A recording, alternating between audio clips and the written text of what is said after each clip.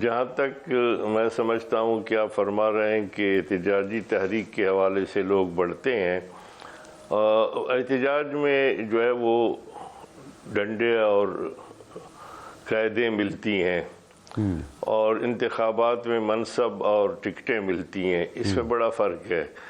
اس لیے احتجاج میں آپ دیکھتے ہیں کہ کافی لوگ ادھر ادھر ہو جاتے ہیں، بیرون ملک چلے جاتے ہیں، ضمانتیں کرا لیتے ہیں، بیمار پڑ جاتے ہیں، لیکن الیکشن کے حوالے سے اس لیے زیادہ صورتحال ہوتی ہے کہ ہر جماعت کے ہر کارکن اور ہر آدمی چاہتا ہے کہ وہ خدمت خلق کرے اور ان کو ٹکٹ ملے، تو اس حوالے سے مشکل پیدا ہوتی ہے کہ وہاں پر آپ ایک جماعت کے ورکروں کو بٹھا کر کہیں کہ وہ دوسری جماعت کے حوالے سے، پھر مقامی سطح پہ جو کھینچا تانی ہوتی ہے ہمارے ہاں، اس کے اثرات اس طرح جلدی ختم نہیں ہوتے، بڑے لوگ جو ہے وہ بیٹھ بھی جاتے ہیں، جس طرح زرداری صاحب اور نواز شریف صاحب ہیں یا مولانا صاحب یا نواز شریف صاحب ہیں، تو بعض اگر آپ ماضی میں دیکھیں گے تو وہ سب سے زیادہ ایک دوسرے کی مخالفت کرتے رہے، اور اس کے بعد حالات نے اس نہج پہ لے کر آیا، قومی اتحاد بنی، اس وقت مخالفت تھی پیپلز پارٹی کی، لیکن جب ضیاء الحق نے میدان صاف کر کے امپائر نے قبضہ کر لیا تو پھر آپ دیکھیں وہی پیپلز پارٹی، وہی جے یو آئی، وہی لوگ M R D A R D بنی۔ تو یہ جو معروضی حالات ہیں احتجاجی، اس میں بڑی آسانی سے اتحاد ہو جاتا ہے،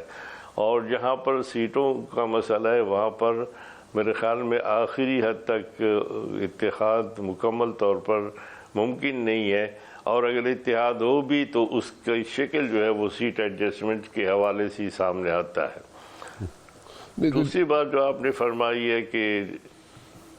جی حافظ صاحب برخوردار بلاول صاحب نے کیا، تو کل محترم جناب آصف زرداری صاحب کا جو انٹرویو نشر ہوا ہے اس میں تو واضح طور پر اس بات کی نہ صرف وضاحت کی گئی ہے بلکہ نفی کی گئی ہے، اور یہی سوال کیا گیا تھا ان سے کہ برخوردار نے جو یہ بات کی ہے کہ بزرگوں کو ذرا آرام کر دینا چاہیے کیونکہ اب سموک اور وہ ختم ہو گیا تھا، تو اس لیے اب وہ آرام کریں اور نوجوانوں کو آگے بڑھنے دیں۔ اب انہوں نے دو باتیں واضح ہے، رانا صاحب، ایک تو سارے نوجوانوں کی بات نہیں کی، کیونکہ بڑے نوجوان پیپلز پارٹی کے اندر بھی ہر جماعت میں ہیں۔ ایک تو بلاول صاحب نے نوجوان اپنی آپ ہی کو تصور کیا کہ اس کے علاوہ کوئی نوجوان نہیں ہے، مجھے ہی وزیر اعظم بنایا جائے، نمبر ایک، ٹھیک ہے ہر ایک کو یہ حق پہنچتا ہے، لیکن کل خود زرداری صاحب نے جو ایک بات کی کہ میں ہی اس وقت پارٹی چلا رہا ہوں، اور ٹھیک ہے وہ ماشاءاللہ تیز ہے، عقل مند ہے بلاول، لیکن تجربہ ہے، یعنی اس نے اس حوالے سے اس بات کی نفی کی ہے، اور پھر اس نے یہ بھی کہا کہ نہ صرف یہ کہ پیپلز پارٹی کے ہر کینڈیڈیٹ کو میں ٹکٹ جاری کروں گا بلکہ بلاول بھٹو جو میرا بیٹا ہے اس کو بھی ٹکٹ میں نے جاری کرنا ہے۔ اس لیے یہ جو کہنا کہ فوری طور پر بزرگوں کو ریٹائر ہونا چاہیے، وہ اس کا غالباً احساس ہوا بلاول صاحب نے بھی اب جو نئی تقریر ختم کی ہے،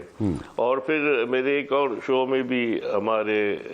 پیپلز پارٹی کے محترم انہوں نے یہ بات کی تھی کہ جناب زرداری صاحب 68 کے 68 کے ہیں، اس لیے وہ اس باؤنسر سے بچ گئے ہیں۔ تو مسئلہ یہ نہیں ہے، مسئلہ یہ ہے کہ مولانا کا بھی تبصرہ بڑا اچھا تھا کہ عمر کے اور فرق میں یہی ہے کہ جو الفاظ ادا کی جاتے ہیں وہ، تو بہرحال ہمیں توقع ہے کہ چند دن کے بعد آپ دیکھیں گے کہ صورتحال ایسی ہوگی کہ زرداری صاحب اور یہ سارے کے سارے مل بیٹھیں گے۔ کون مل بیٹھیں گے؟ ابھی تک شیڈول جو نہیں آیا، زرداری صاحب اور کون مل بیٹھیں گے؟ میں نے کہا زرداری صاحب، مولانا صاحب اور ان کو مل بیٹھنا پڑ سکتا ہے، اچھا اوکے، کیونکہ ابھی تک شیڈول آیا نہیں ہے۔ اوکے شیڈول ابھی تک آیا نہیں ہے، اور شیڈول آنے کے حوالے سے بات اگر آگے بڑھ جاتی ہے تو پھر آپ کو نہ صرف یہ کہ یہ حضرات آپس میں ملے نظر آئیں گے، پھر آپ کو تحریک انصاف کے بھی کچھ لوگ اس کنٹینر پہ اور اس احتجاج میں نظر آئیں گے۔ یہ ہماری ماضی کا ایک ایسا باب ہے جس کو نظر انداز نہیں کیا جا سکتا۔